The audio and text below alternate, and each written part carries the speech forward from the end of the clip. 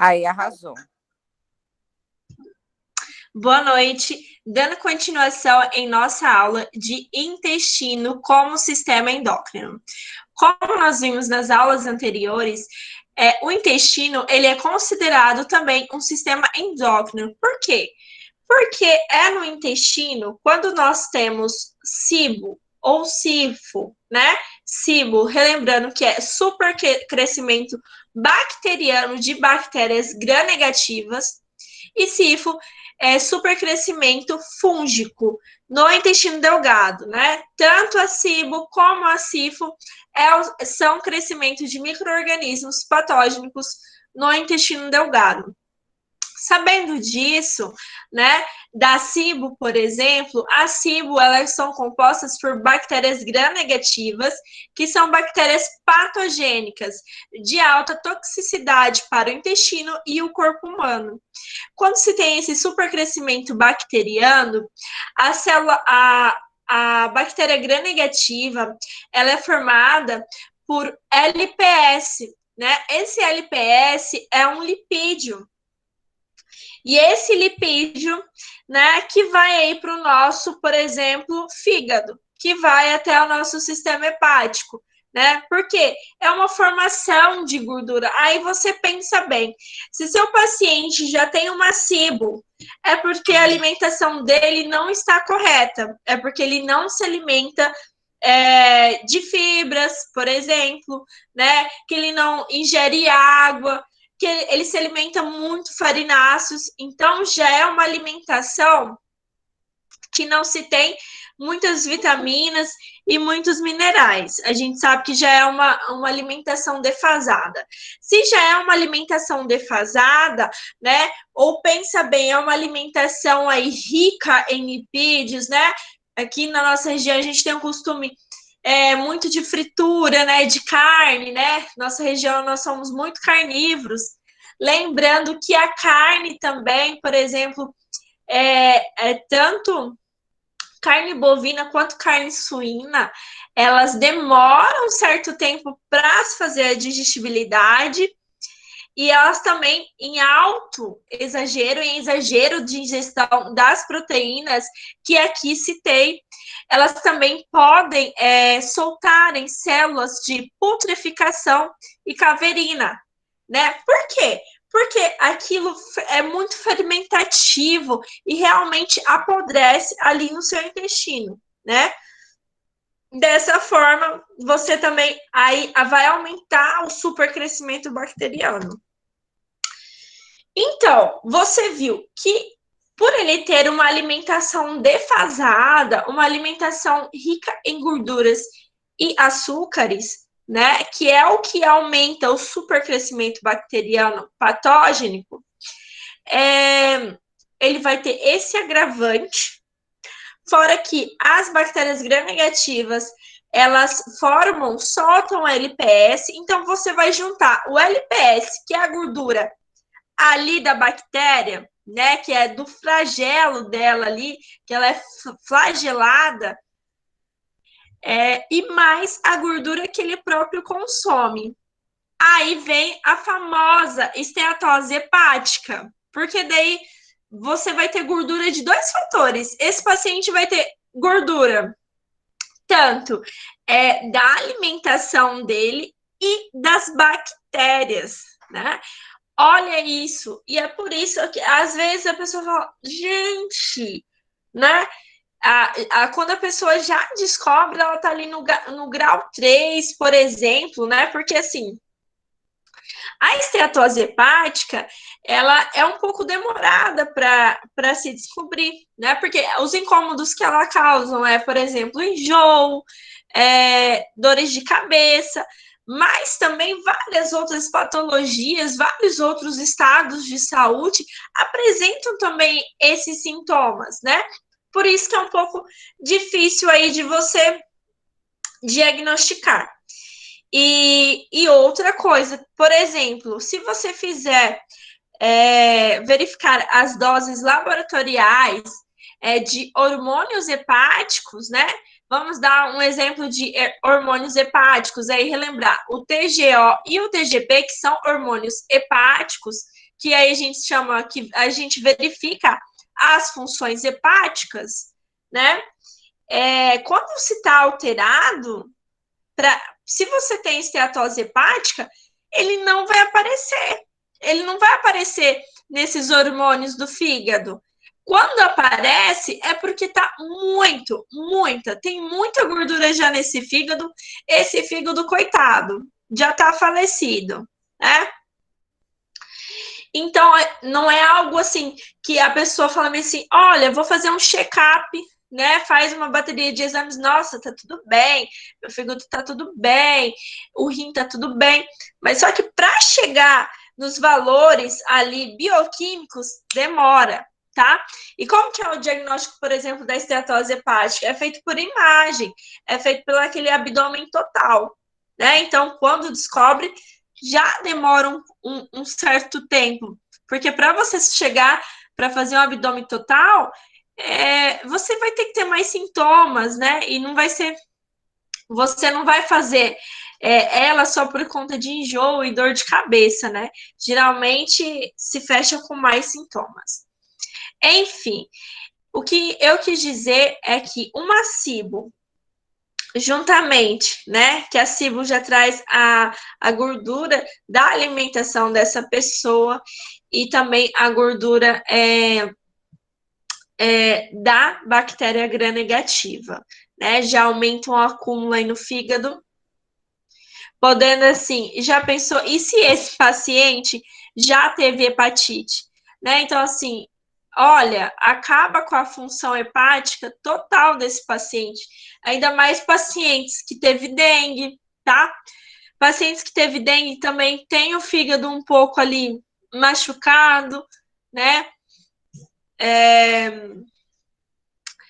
Covid entraria, às vezes entraria também por conta da medicação, né? Porque às vezes a pessoa, quando a pessoa tem doenças de uso medicamentoso prolongado, é claro que você pode ter alguma alteração no fígado, né? Porque ele é um órgão de absorção. Então, veja só, o que eu quero dizer aqui, que você vai ter o fígado, né? Que se você não tem um intestino saudável, você também não tem um fígado saudável, né? Então, sim, o intestino é um regulador endócrino. Fora que também com o aumento de açúcares, com a SIBO, você também tem um aumento de açúcares, certamente você vai ter uma resistência insulínica. Eu expliquei aqui para você sobre a resistência insulínica, que ela se dá porque a insulina não consegue captar a glicose do plasma e trazer para a célula, né, de energia que é necessária da glicose nessa célula para se ter ATP, para ela se funcionar, porque para ela produzir energia. E se você tem uma resistência insulínica, uma RI, né? Então você não vai conseguir fazer essa captação. Não conseguindo fazer essa captação da glicose, você vai ter um aumento de glicose no seu plasma. Tendo um aumento de glicose no seu plasma, você pode ser aí um pré-diabético ou diabético. Então, olha como que é importante. Às vezes, seu paciente chega para você, ele tá aí com 110 de glicose, o clínico geral mandou para você, porque ele tá com 110 de glicose, ele tá pré-diabético. Mas você vai olhar as outras questões, tudo sadias, né? E nada abaixo isso daí. Ele sempre fica nesse patamar aí. Então, qual que é a pergunta-chave? Você vai verificar como está a função intestinal desse seu paciente, tá? E qual que é o nosso papel, né? Débora, tá? Eu verifiquei, então, que esse meu paciente tem SIBO ou tem SIBO, né? Quais são as outras características sintomatológicas que esse paciente apresenta? Além de má digestão, azia, esse paciente também vai ter uma distensão abdominal. Nessa distensão abdominal, você, nutricionista, tem que também diferir se esse paciente não tem uma intolerância à lactose, ou também se esse paciente não é celíaco, né? Você também tem que verificar isso. Logo, nós também sabemos que eu falei aqui para vocês que o alto consumo de alimentos com glúten, né? Ele se gruda na parede intestinal, impedindo aí também a absorção de vitaminas e minerais. Então, que tipo de dieta você vai passar para esse paciente? Você anotem aí. Food maps. Food maps. Alguém já escutou falar sobre essa dieta? Eu acho que está um pouquinho aí na atualidade, no auge aí. Exato. É aquela que a Adele fez? Não sei, a Adele fez alguma dieta revolucionária assim, que emagreceu bem? Acho que até a Meire que comentou. É verdade, foi. Ela emagreceu. Sim, horrores. foi ela. Eu não sei se ela fez Food Maps, mas a Food Maps, gente, que ela é? Nós iremos retirar alguns carboidratos fermentativos, né? Que são muito fermentativos. Logo, esses carboidratos que são muito fermentativos, eles têm índices glicêmicos altos. Então, a gente vai diminuir aí a quantidade de glicose que vai entrar aí no nosso plasma, que vai entrar no corpo. Então, eu vou diminuir a glicose, eu vou diminuir a fermentação desse intestino, né? Porque vai diminuir aí a distensão abdominal e diminuindo a fermentação desse intestino, ele vai começar a se reavivar. Então, a gente geralmente passa o protocolo dependendo do que e da patologia, Food Map por 30 dias ou até 60 dias, tá? Então, o primeiro protocolo aí que a gente passa é Food Maps. Anotem aí. E a seguir, na próxima aula, a gente vai entender o que é e como que faz essa dieta. Ah, bom, eu já ia perguntar. Eu queria saber já um tipo de alimento que é fermentativo. Sim. Tem Então, a classe de alimentos, tá? São carboidratos. A grosso modo falando, são os carboidratos. Se eu não me engano, eu vi uma cartilha, faz muito tempo que eu vi, que tem, né, os alimentos ricos em tudo mais e uns que não. Isso, é bastante. É muitos alimentos. Uhum. Basicamente, então é isso que eu quero falar para vocês. Quando a gente se tem o intestino dodói, né, quando tem uma SIBO ou uma SIFO, é logo que a gente vai ter restrição alimentar, gente. Porque eu sei que a gente prega o equilíbrio, né? Que a gente, enfim, que a gente prega uma nutrição para a vida toda, né? Que, assim, quando você tem vontade de comer alguma coisa que você come, enfim, para você não ficar nesse terrorismo alimentar. Entretanto, quando o paciente já está em estado patológico, é claro que vai existir restrição alimentar.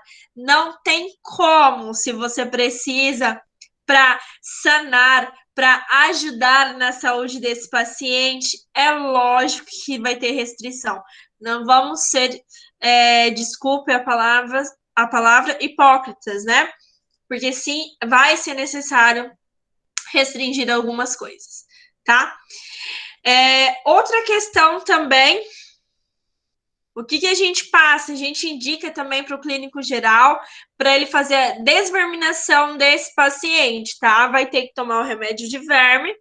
Por quê? Para poder matar aí esses fungos, também alguns tipos de bactérias, já que esse paciente tem uma SIBO e uma SIFO, tá? Por quê? Logo, nós sabemos que nós já estudamos parasitologia, que as bactérias, né, e os fungos, enfim, eles se alimentam de várias coisas nossas.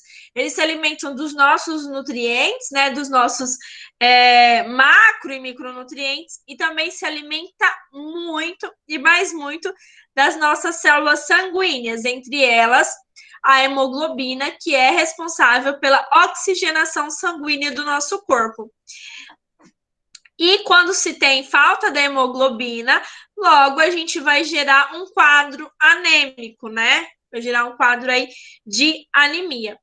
Então, sim, primeiro se faz necessário que o paciente tome essa medicação, logo você vai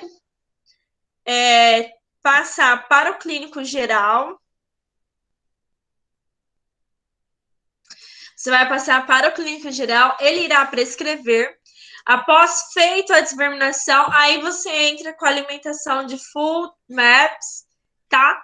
E vai monitorando. E essa alimentação, é claro, não tem leite, não tem farináceos, tá? As proteínas são controladas, então tem esses tipos de restrição. Ok? Ok.